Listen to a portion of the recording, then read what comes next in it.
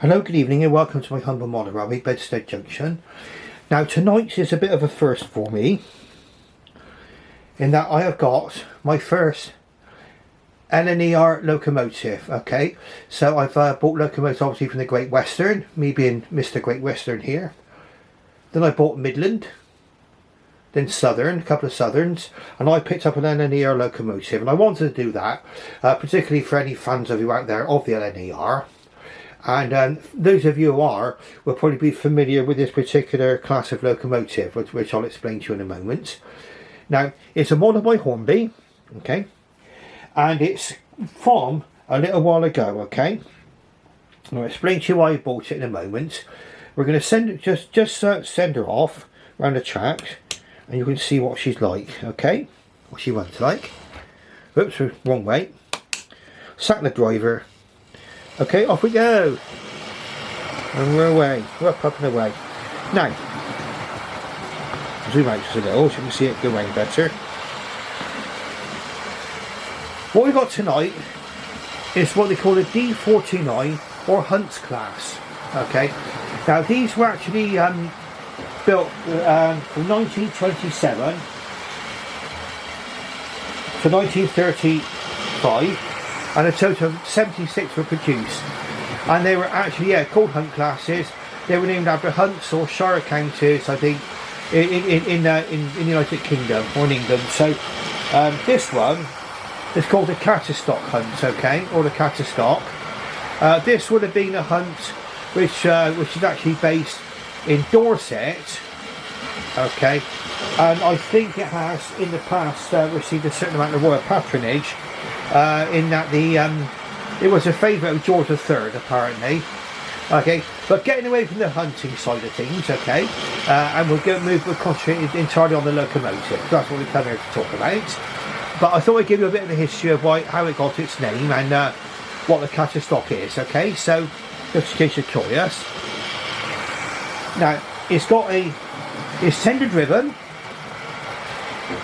it's got the ring-filled motor. And you know me, being I'm 64 now, so I've been collecting. Well, I didn't start collecting locomotives until around about 1992, so I was about 33 years of age, something like that, and 32, 33. But the thing was, I sort of started collecting back in the ring-filled motor days. All of the Hornby locomotives back then were tender driven with ring-filled motors, unless they were usually sort of tank engines or something. So normally, if they were tender powered, then they would be putting the refilled motor in the tender. So that's what this has got. There is a couple of railroad versions out there. They're difficult to find. There's a couple on eBay now, and they're about to go. There's a Barkley Hunt, I believe, on a Cotswold Hunt, I think, and one of them's already gone, I think. You don't see the railroad versions of anything coming up very often in steam engines now, as far as I can tell, unless I'm looking in the wrong place. Well, I was quite happy to buy this tender driven one. This is the only one I've seen in this livery, okay, Hunt class. You correct me if they're wrong, if there were others out there. And it's the only one that I've seen on eBay in all my time of looking that was named after the Cattistock, okay, so. And the main reason I bought this was to actually fill in one of my gaps in my collection.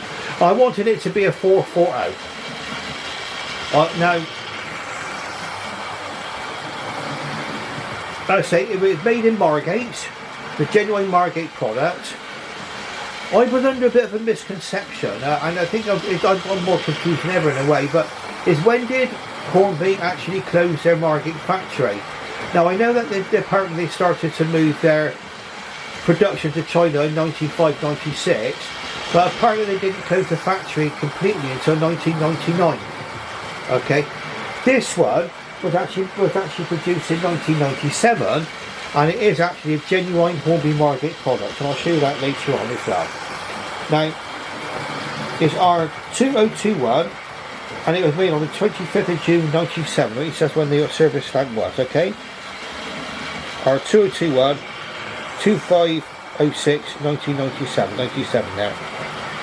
And basically, the only information you had on these was how to look after it gave you the general information about lubrication, everything else you get in all Hornby things, but really it concentrated on the Ringfield motor and the maintenance of the Ringfield motor which it got. So it's got the diesel application up there, steam application elsewhere as well. Okay, so you can see all about lubrication and maintenance there. How to get the tender top off, which I've actually done. So we're going to get it shown on there. Oh, there we go. How to get the tender top off.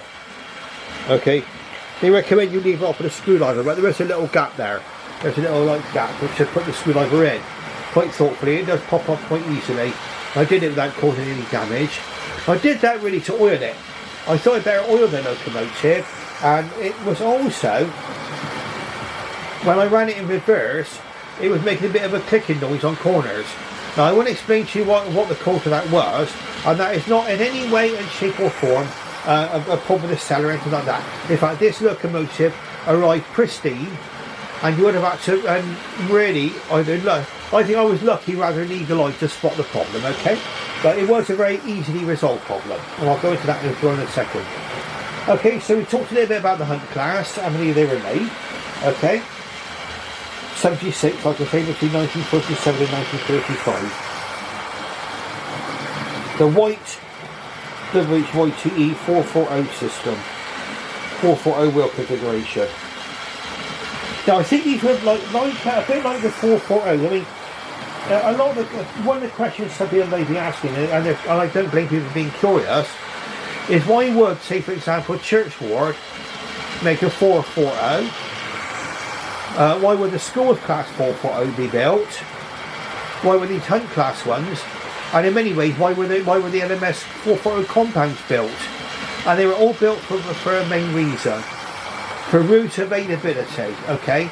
That they could go over routes where the weight and size of the locomotive was a deciding factor of where it was actually allowed to run. Now these are 3-cylinder locomotives, and they turn out to be very, very powerful. Again, I think they served very, very well in their service. They were all finally withdrawn, I think in the early 1960s.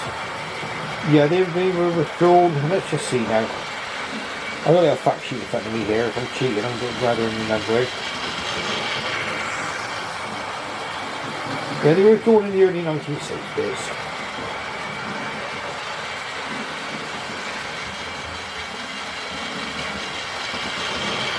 Yeah, withdrawn between 1957 and 1961.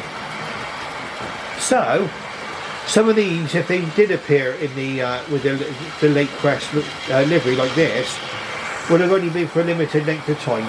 But that was the fate of many a famous class of locomotives. We have bear in mind the Kings went in 1962. The beloved, at least for many on the Somerset and Dorset, the 2Ps were withdrawn in 1962.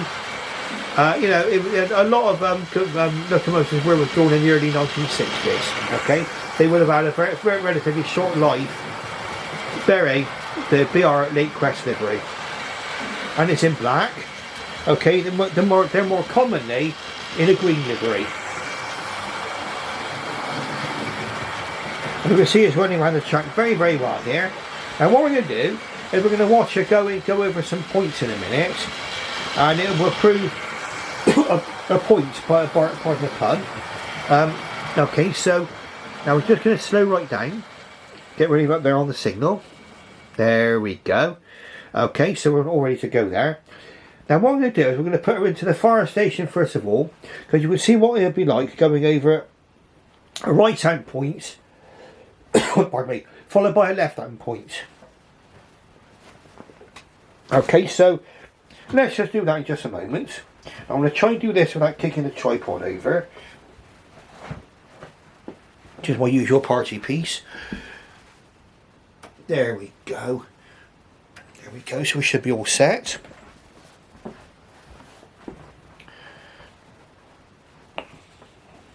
Right. Very carefully round. That's it, I'm in. Okay, here we go. Now,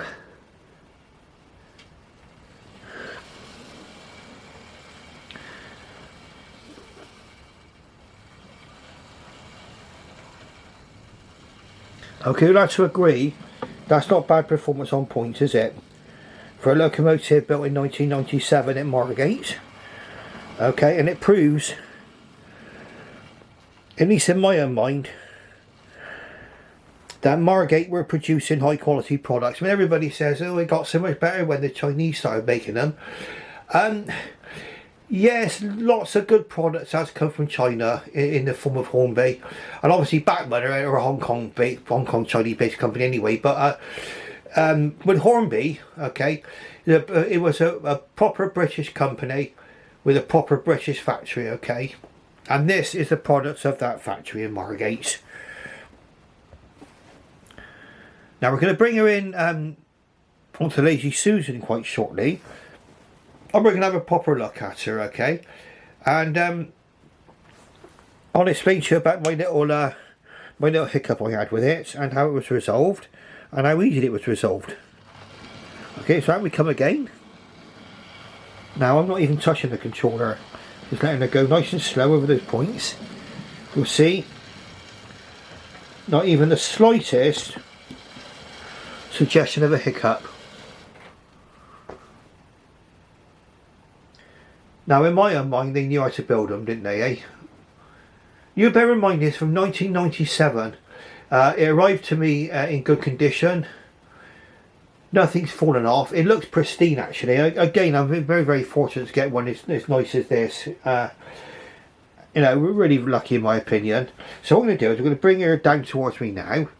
And we're going to have a think about putting her on the Lazy Susan quite shortly. And we'll have a little look round here. Okay, so let's get Lazy Susan. Going to have a quick change of points. We're going to bring her back towards me. Now these carriages, which are behind the locomotive, these are. I did jut the tripod slightly there with my knee. Sorry about that. The coaches are Hornby Railroad BR Mark 1 coaches. And they are very good runners. Okay, they're I mean, strictly speaking, they're not the right coaches for the engine because they're Midland region. But I think you know, you're not going to really notice that close up, are you? You would expect like maybe an E and a number after it. But there we go. Now you can see how my legs slightly sloping there. But then again, you can see how free running those coaches are. Okay, I'm going to move on to the Lazy Susan now. And have a look at her up close and personal. The wonderful Hunt class.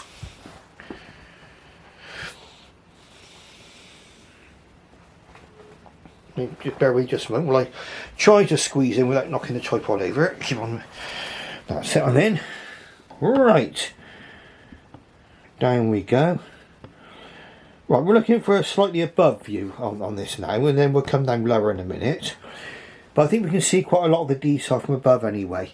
Now, you've got the name, the Cattistock there. Okay. And that little figure over the top of it, you can see there, I think there's a fox leaping over the top of the name, okay? Yes, it's a fox. Okay. Got lovely lining on the tender there. You can see the BR Lake crest.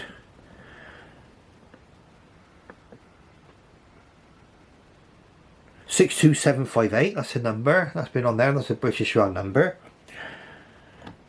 It's got a glazed cab.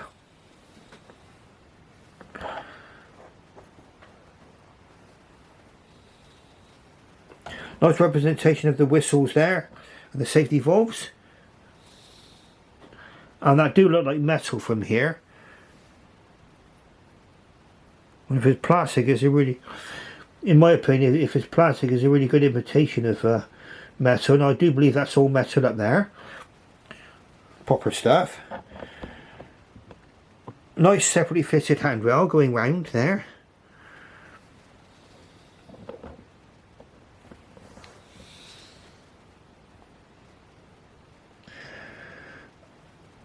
I'm not sure if I can see a... Sorry, my head got in the way then. I'm not sure if I can see a representation of the valve gear down there. I'm not sure there is. It's not just a flat piece of plastic under there though.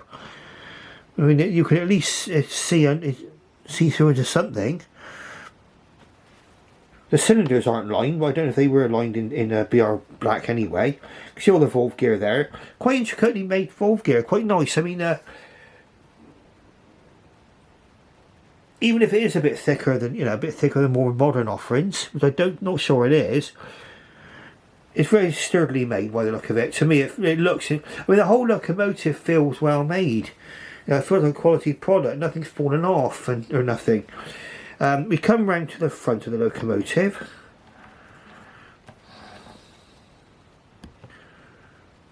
We can see the number there, the buffer.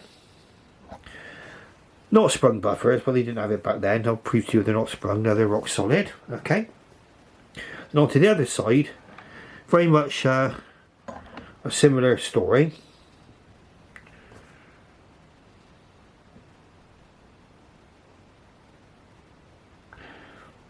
Very, very, very nice. Very, very nice locomotive this. I mean, the coal load is not too bad. I mean, very often you see them, the coal load heaps up quite high. And that's because it's a tender powered locomotive. So it would have had it's got the Ringford motor in there. Now, something for you to, LNER folks, let me know about something before we go too far around. What are those two cylinders just there I'm pointing at?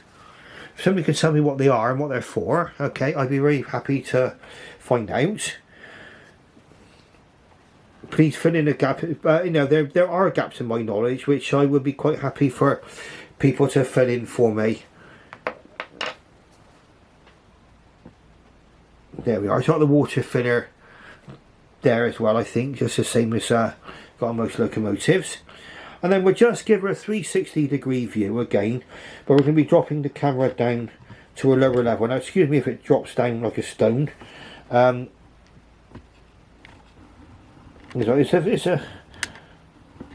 a fairly inexpensive tripod, but it does the job for me. If that makes any sense. If anybody is curious about where I got the tripod from, the make of it, it's one of the old Jessop's ones, when Jessop's were still doing film cameras from those days. And it's an Atlantic Bravo 2 by Jessop. It was Jessop's own brand, I think. I've always got on well with it. There we go. I've got a separately fitted handrail there. There's a couple of steps there or whatever, or handrails or whatever, in the locomotive as well, on the back of the tender there. They're moulded on, but again, I'm not that worried about moulded on details. I'm not going to freak out about that. As far as I'm concerned, in many ways it's better than finding those bits in the bottom of the box, okay? Which has happened to me in the past. Then we're coming round here now. Again, we're down on more now sort of loco level now. So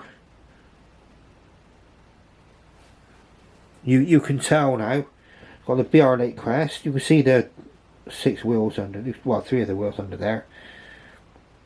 The number again, 62758. The lovely lining on there, I mean, it's partly in white and red lining, and then that lining continues along the running plate there as well. Okay. Again, the Cattistock there, the name, and it's got the name of the hunt, and the picture of the figure of the fox leaping over the top of the hunt's name.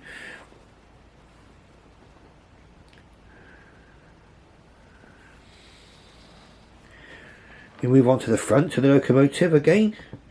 The number represented beautifully there. Got the smoke box details there. Well, the darts and everything else, that's all moulded on. But again, in 1997, yes, that's something you would have expected.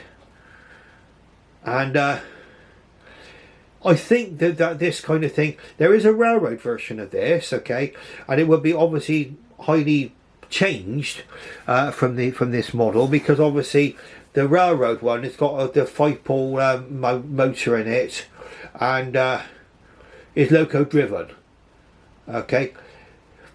But they are getting these whether it's a 440 county, the Great GWR, or they're getting difficult to find. I mean, the only one I found that was easy to find, or relatively easy to find, was the Midland compound in black with the Fowler tender. But this Cattistock hunt, this is the only example I've ever seen on eBay or on anywhere really for sale like this, and certainly in this magnificent condition. I mean, it's absolutely spotless. This, and so lucky to get this one.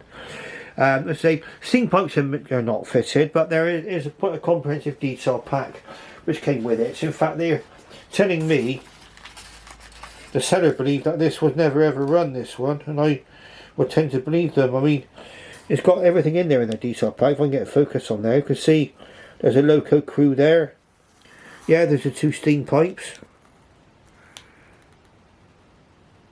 vacuum pipes.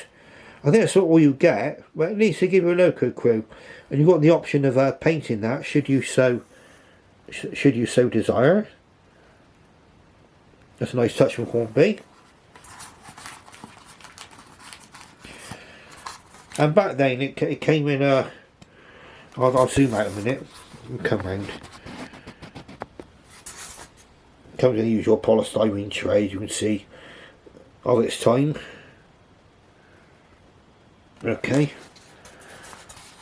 and it's what they call it. It's from the Top Link range. Top Link.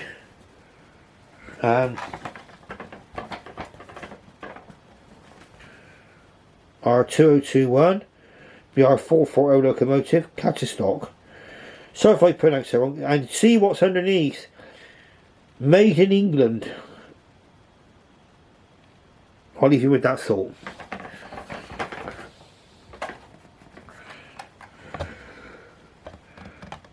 Top Link from Hornby.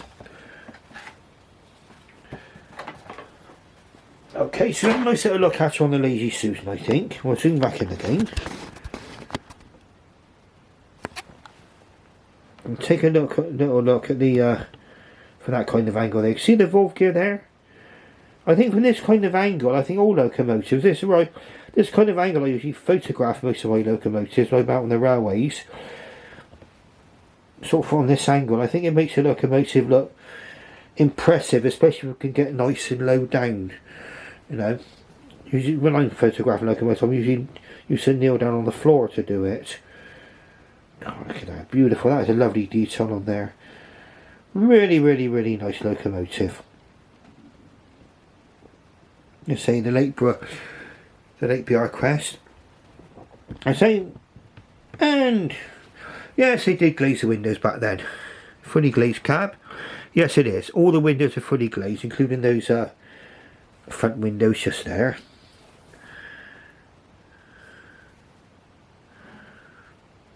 Very, very powerful 440 locomotive that acquitted itself very, very well on the LNER.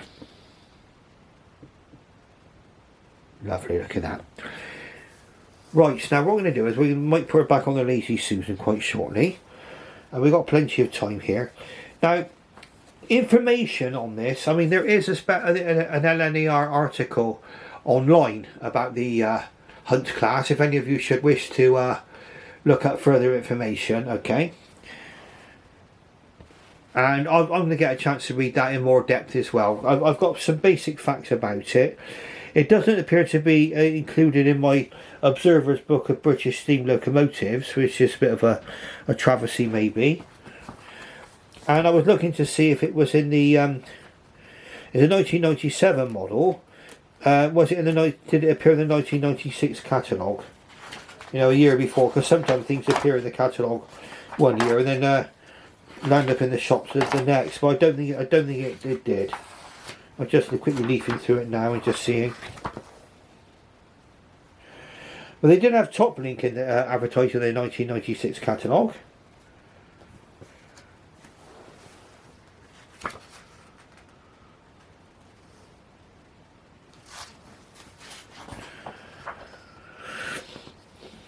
No. You can't see this, unfortunately, but I'm sorry, but I can't help but when I'm looking at these, looking back at the 1996 catalogue, I still look long and lean just the same as I did back in the day.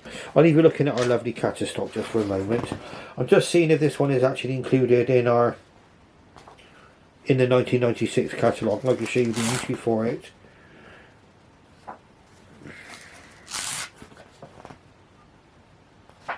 No, it doesn't appear to be there, unfortunately. Unless I've missed it.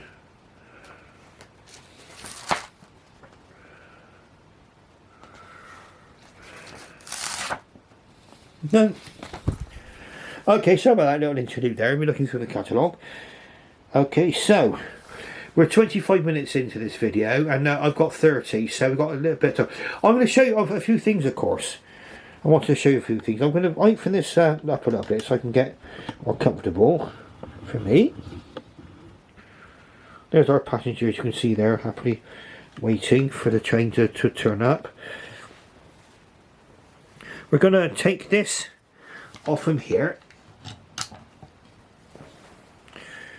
and I'll explain to you a little bit of a blip I had on this locomotive. I say it was making a clicking noise going backwards, okay, when I first got it, and it's all it was just the tiniest of imperfections just on the flange of that wheel. Tiny. And I managed to get that off with a file in seconds, and I've been running fine forward and backwards ever since. But there's things on this locomotive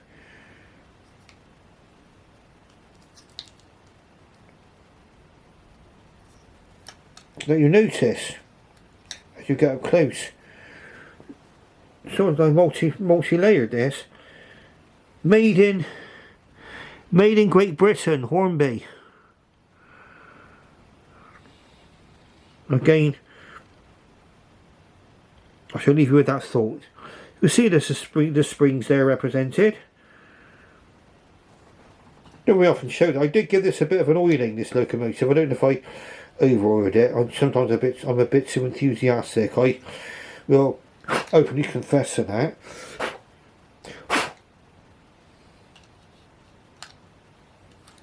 Now, the one I isolated this problem, because there was, like I said, the clicking noise going backwards, was that the beauty of these, in many ways, is that you can actually, obviously, operate the loco independently of the tender. So that's what I did. I sort of wheeled it along, round one of the corners, and it was going click, click, going backwards. And I thought, well, it's got to be the problem with the loco, and that's what it turned out to be. We'll take a look at the tender now. Separately fitted handrails there, front and back. Both sides. Okay. All the suspension detail there, you can see nice and close up now. Beautiful.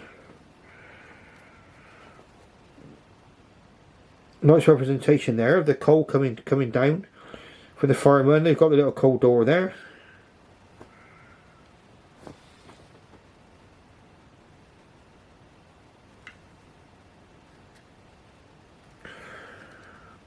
On the back, you can see there's molded on steps now, or handrails, whatever they are, plus the separately fitted handrail, and my mystery cylinders on there. Somebody can tell me what those are, what they're for.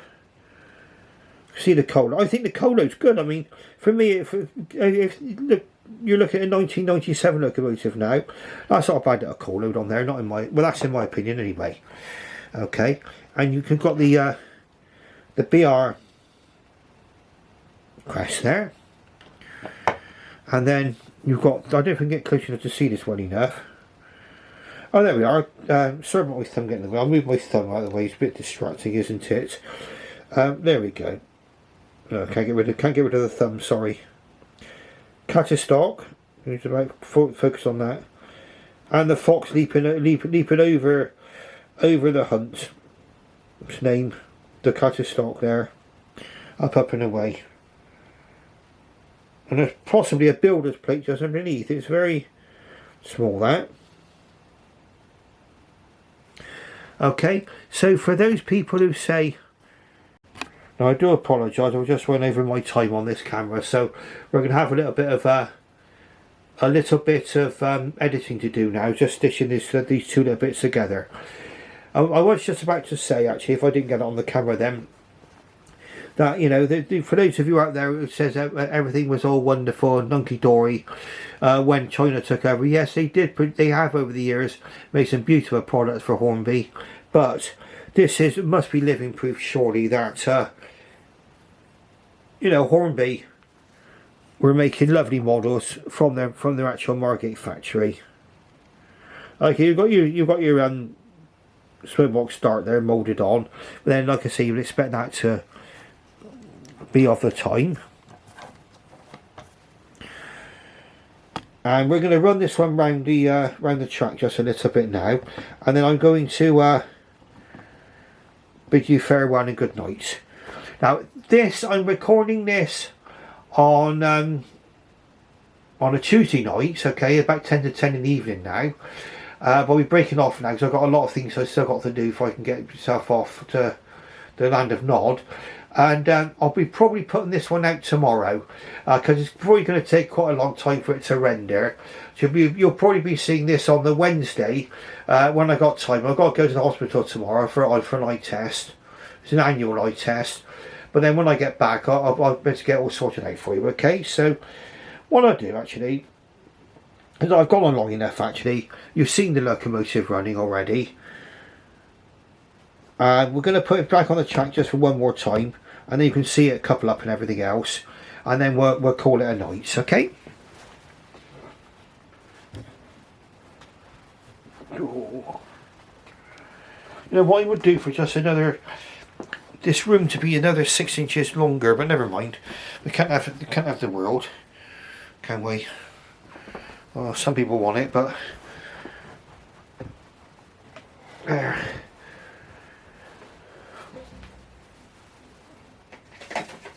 Some people want it all, but sorry, we can't have it all, and I got to make the best of this room. So it's a wonderful little room anyway. Very happy. Let's have a look and see now. Get this in together.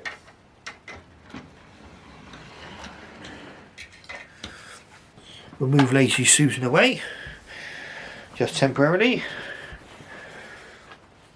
and then we'll get Cattistock running round.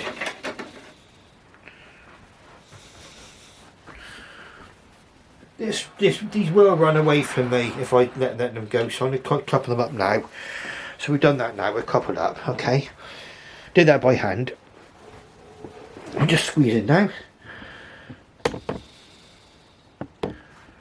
Right. And then we'll send it forward. And they've got the lovely Cattistock running around the track now. So you're running through the station there now. Follow around. Now, if you like what you see, please give me the thumbs up. If you're not subscribed yet, please subscribe and ring that alert bell so you can see future videos, and select to see all my videos, you know, all content, and you'll get to see all my future videos, okay, that I'm going to be making. Now, okay, so I should bid you farewell. Thank you very, very much for watching, and good night.